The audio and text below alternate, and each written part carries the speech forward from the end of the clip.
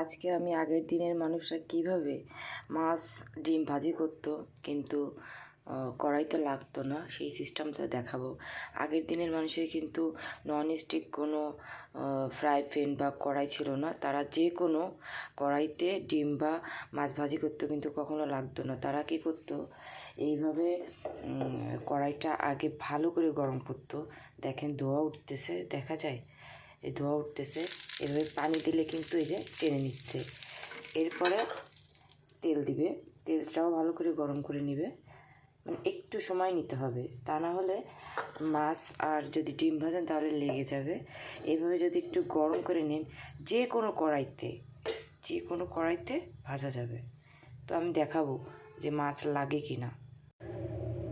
এখানে তেলটাও আমি ভালো করে গরম করে নিছি। এখন আমি মাছগুলো দিয়ে দেবো।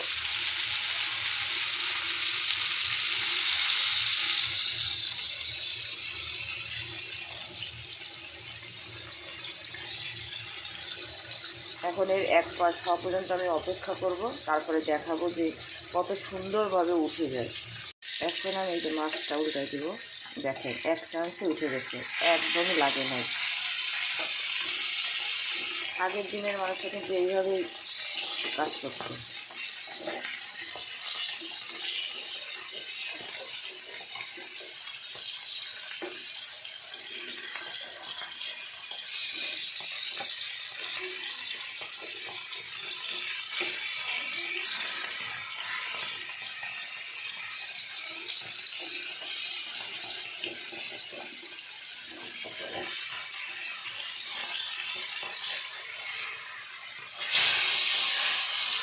তো যারা নতুন আছেন তারা এইভাবে করতে পারেন, দেখবেন একদমই মাছ বা ডিম কিছুই লাগবে না।